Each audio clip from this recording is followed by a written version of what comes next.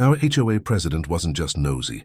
She was literally stealing my mail, opening it, and calling it a neighborhood security check. The day I caught her, my mailbox became ground zero for poetic justice. It started 3 weeks earlier, right after I refused to repaint my perfectly beige fence to her approved shade of beige. Coincidence, she said, that my Netflix DVDs stopped arriving, my water bill went missing, and my property tax notice showed up late enough to incur a penalty. Coincidence, but only in the same way thunder coincides with lightning. I kept my calm. That's what unnerved her. Most neighbors vented. I documented. I noted every vanished envelope in a spreadsheet. Sender, expected date, actual receipt. 14 items in 18 days. Then came the day I watched the mail carrier deliver a small padded envelope, my new dashcam, and later found my box empty. And if you like seeing HOA bullies trip on their own rules, hit subscribe. I've got a folder full of justice stories just like this one. That's when my mild curiosity shifted toward evidence collection. The HOA's bylaws, Section 5.2d, actually require members to maintain mailboxes in clean and secure condition. I highlighted that phrase in neon yellow. If she was violating her own code, I wanted a paper trail thick enough to choke her next Zoom meeting, so I started where every modern investigation begins: cameras. A pinhole camera inside the decorative lamp across from the mailboxes, one in my truck's dash peering through the windshield, each angled to catch motion, time-stamped to the second. The first night, nothing. The second, a feral cat. The third, there she was, hair sprayed into a helmet, clipboard tucked under one arm, hand sliding the lid of my mailbox open. She moved with the confidence of someone who thought she had divine zoning authority. The footage caught the glint of her HOA badge necklace. My letter to the county appraisal office disappeared into her purse like a magician's trick. I didn't confront her. Not yet. When people like Karen think they're untouchable, confrontation just teaches them to hide better. What they can't outsmart is a narrative built brick by brick with legal precision. Next day I printed stills from the footage, time, date, frame number, and kept them locked in a labeled folder. I also filed a lost mail claim with the Postal Inspector Service. They asked for the last known sighting. I grinned. Oh, I had footage. Meanwhile, Karen escalated.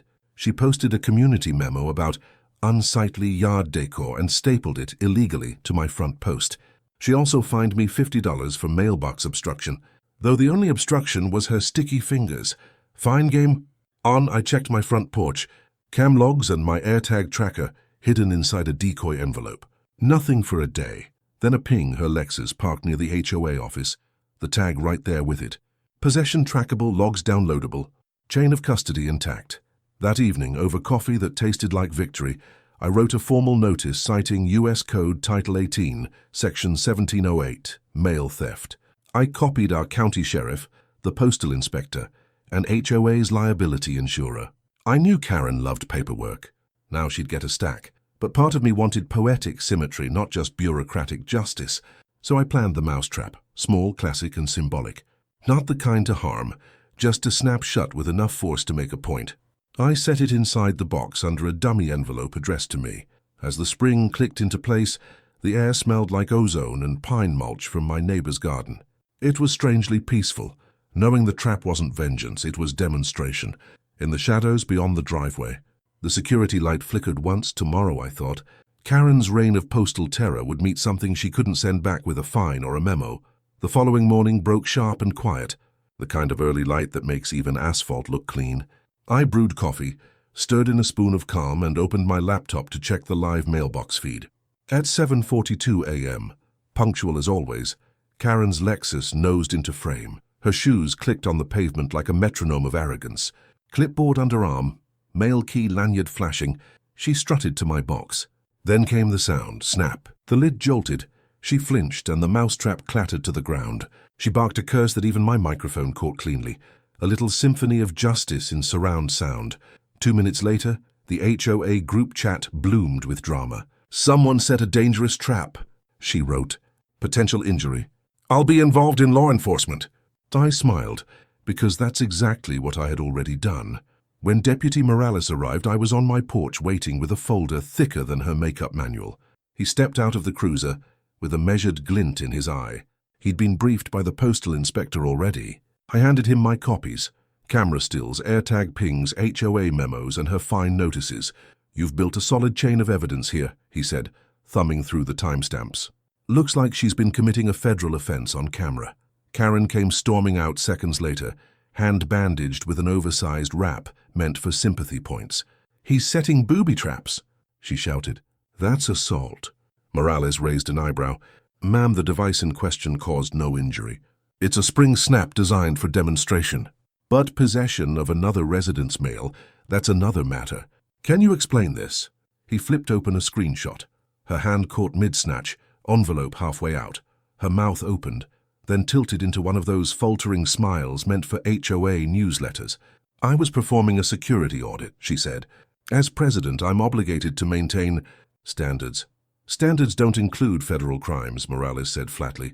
By afternoon, word spread faster than a group text before a block party. The HOA board scheduled an emergency meeting to discuss the incident. Translation: Karen needed damage control. I prepared like an attorney prepping for trial. I printed the bylaws, marked Section 3.4 on board conduct and member trust, and Section 7.2 on mail and property privacy. I even contacted Amy, a property rights lawyer familiar with HOA overreach. She agreed to attend as my guest, purely for observation. That night, Amy and I sat across from Karen's allies in the rec center's fluorescent glow. Karen tried her usual opener, condescending smile, clipped tone, but she misjudged the room. Even her usual supporters looked uneasy. Nobody wanted proximity to a felony investigation. "I moved that this homeowner be fined for setting dangerous equipment within HOA property," she declared, voice trembling around the edges.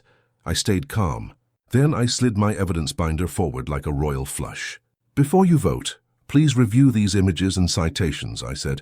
"I'd hate for anyone here to approve an unlawful or retaliatory fine. It might expose the board to personal liability." A hush. Papers rustled. Someone whispered, "Is that a postal case number?" "Yes," I said. "Filed yesterday with acknowledgement of cooperation from our local sheriff's office. As of 2 p.m., the investigation includes multiple counts of mail theft under Title 18, Section 1708. Karen's pen froze mid-signature. Amy leaned in smoothly. "It would be prudent," she said, "for the board to suspend any motion pending outcome of that investigation, unless, of course, you all enjoy explaining yourselves to a federal judge." You could have heard a mousetrap drop. The meeting adjourned in tense murmurs, everyone scattering like seeds in the wind. Karen lingered last, trying to summon that old authority. "You think this will end well for you?" she hissed as I packed my folder. "I don't think," I said. "I document." Outside, night air carried the smell of fresh-cut grass and burnt pride. The trap had done its work, not in the mailbox, but in the narrative. And yet, the story wasn't done, not until the truth hit the official record. A week later, the HOA meeting room smelled like stale donuts and fear. Karen sat at the folding table with her lawyer, posture ramrod straight, but eyes ringed with sleepless panic. Local reporters hovered by the door, small-town crime beat sensing a storm. The microphone crackled as the chair announced, "Tonight we'll hear follow-up on the Whitfield mail incident." I cued the footage on the projector. The first clip showed her rummaging through my mailbox, timestamp blinking, 7:42 a.m. The second, her reaction to the mousetrap's clean snap and the startled shriek that followed. The room gasped, and someone muffled a laugh in the back row. Her attorney tried to object, calling it entrapment. I countered smoothly. "Entrapment requires inducement," I said, quoting the definition from memory. "No one induced Mrs. Whitfield to commit mail theft. She did that all by herself on HOA property, during a supposed audit that doesn't exist in any bylaw. Even the treasurer, who once voted to regulate the height of porch planters, looked like he wanted to disappear into his spreadsheet. The postal inspector stood from the back, grey suit, flat tone. "For the record," he said, "our office has reviewed this evidence. The acts constitute interference with United States mail. We've issued a formal citation, charges pending review by the U.S. Attorney's Office." Karen went white. I counted her blinks 6 before she spoke. "This is slander," she shouted, banging her palm on the table. "I dedicated 12 years to order in this community." "Order isn't ownership," I said quietly. The inspector continued reading from a folder thicker than my first mortgage package. "Given the circumstances, we recommend the HOA's insurer prepare for civil claims." Potential fraud exposure exists due to falsified violation letters. At that, the board president, no longer Karen since she'd voluntarily stepped aside pending review, tapped her gavel. The meeting was adjourned. Her voice trembled with the relief of someone cutting loose a sinking anchor. Outside, the crowd dissolved into murmurs. Some neighbors clapped me on the shoulder. Others, newly brave, whispered their own Karen horror stories. Illegal fines, unwanted inspections, petty yard notices. Turns out tyranny looks a lot like meeting minutes. By the next week, her Lexus was gone from her driveway, a for sale sign planted in the lawn. The new board rescinded every bogus fine she'd ever issued.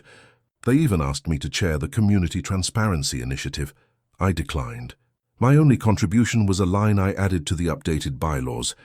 No board member shall access, inspect or otherwise interfere with postal property or correspondence belonging to any resident.